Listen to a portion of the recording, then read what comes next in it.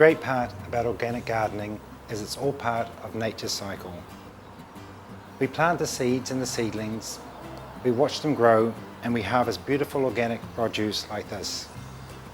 But with the produce we have a lot of waste.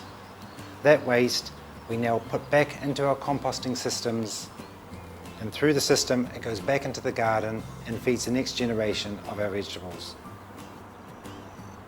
If making hot compost is not your thing, or you don't have much waste, there are a few options for dealing with your kitchen scraps. There are worm farms for small amounts of waste and hungry bins for the larger amounts of waste. You can't put onions or citrus or any kind of meat in these, but that's better than putting the organic material down the waste master or in your rubbish bin. The resulting matter is all broken down and can be used anywhere, and of course there's worm tea as well. You can make a worm farm in any size or shape of container. These baths work perfectly well. Then there are Bokashi bins, which take everything, even meat. This is because the additive ferments the waste material. There are no rotting smells as the waste breaks down.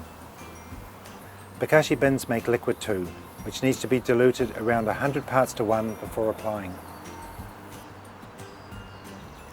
If you're not making compost after putting your scraps in Bokashi bins, you need to trench the fermented material directly into your garden. A bit of lime helps it decompose and lessens any rotting smells. You can trench kitchen scraps directly into your garden as well. Then there's a thing we call cold compost. This suits households which have more rubbish than a worm farm or hungry bin can cope with, but less space than what you need to make hot compost. There are no real rules of what you can add to your cold compost or when you add it. You can just layer it as you need to get rid of your waste.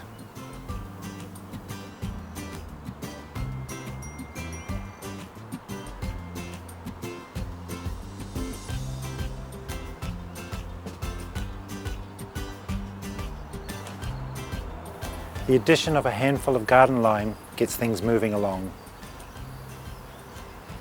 And as with hot compost, it's best to finish your cold compost with the addition of some water.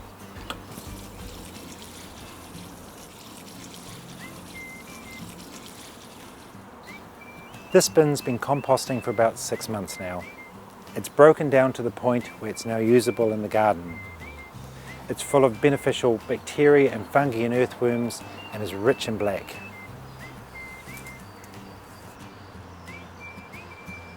Once you become an organic gardener, this becomes part of your daily life. Waste can be used in your compost or your worm farm or your Bokashi, or it may be used in all of them.